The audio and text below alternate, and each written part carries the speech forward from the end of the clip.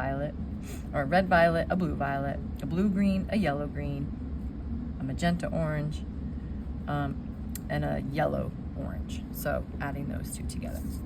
Cool colors, most of you know this. They pretty much all have a blue base. So you could start by just adding blue to all the circles, make one into green, and make the other one into blue violet. So again, more blue, less magenta. And that makes a nice blue violet. For warm colors, you can add red to 2 because it's red, orange, yellow. Add yellow to the last 2, and you wind up with red, orange, and yellow as your warm colors. Complementary colors, we've got magenta being opposite. So I could find red or magenta, and directly across I've got green. So now I'm going to put my red and green together. These are complementary colors. They're opposite each other on the color wheel. Okay. Another set of complements would be yellow across from violet. So I'll put my yellow in, and then I take my other 2 primaries, the ones I haven't used yet, the opposite, and I'm going to make violet. So yellow and violet are complements. The last set would be blue is across from orange. So I'm going to add blue to the first spot, and then I'm going to make orange. And we know orange is made by 50% magenta and 50% yellow. And many of you have already practiced monochromatic because it's like a gradient. So you take any color and you're going to start with a saturated color, and you're going to fade it and get lighter and lighter and lighter.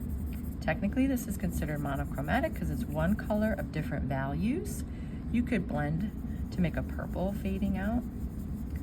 If you don't want to use a primary color, you can use a secondary color for this option. So monochromatic just means that it's one color of many values. So light to dark of a particular color. Fill in the blanks here. Split complements. This is where it gets a little bit tricky. You're going to take 3 hues, and you're going to pick a main color, and then you're going to jump across the color wheel. So if I'm going to do a split complement of yellow, I'm going to find where yellow is on the color wheel, and I'm going to jump across, but then jump left and right. So I don't do violet because it's split. I need red violet and blue violet. So again, for blue violet, 75% blue, 25% blue for red violet, 25% magenta for blue violet, and 75% magenta for red violet. So you can see it's different than the yellow and violet mix. You have a red violet and a blue violet being the complement of yellow. Just got a little more blue to that purple. I'm gonna pick another random color. I'm gonna start with red. The split complement of red is yellow green and blue green. I jumped across and then split it. So I've got my red or magenta, and opposite would be a type of green. A blue green, mostly blue, and a yellow green, less blue or yellow. So you can see this is more of a blue green mixed with a little bit of yellow, much more blue. Okay. Triad is any 3 colors equidistant. It could be primaries, or you can make it a little more interesting and pick 3 maybe tertiary colors. So red, violet, yellow, orange, and blue, green. That could be kind of fun. So I might pick a red violet by adding 25% blue, 75% magenta here. So red, violet, yellow, orange. So I'm gonna add some magenta here and put a little bit of orange, make orange with more yellow. And then across from that would be the blue, green. So more blue, less yellow for blue, green. Okay, that's my triad. Here's where it gets a little easier. Analogous color sets. You literally just gonna color each triangle with one color. So red, yellow, and blue. And then you're gonna add a little bit of the other colors to one of the other sections. So for my red one, I'm gonna add a little bit of yellow here and a little bit of blue here. And now I've got my analogous colors because I've got my main color and the two colors that go to the left and right of it, the red-orange and the red-violet. So these stay more in the red family. For the yellow family, I've got my yellow. I'll call this one yellow.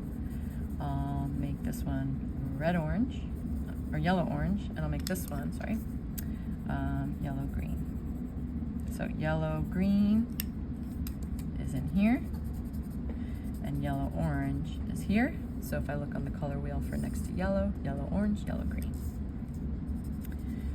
Lastly, I've got my blue triangle.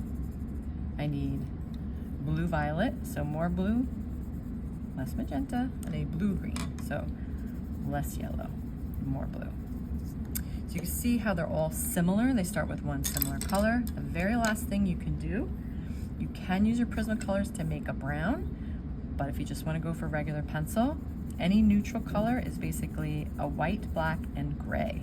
Browns also count, so I'll show you how to do that. You could do a light gray and a dark gray, and then if you would like to make brown, take all three colors and mix them together, and you will make your very own brown. Because mixing all three gets all the colors of the rainbow kind of all mushed together, and you get a nice brown. If it starts to look a little too blue, add some more yellow and magenta. If it starts to look a little bit too green, add green's opposite, which is magenta. Okay, and you can make your own neutral brown here. I'll let you fill in this on your own based on what you mixed here. Just follow the directions of where to place all the colors. And that is your color theory worksheet. Thank you so much. Good luck.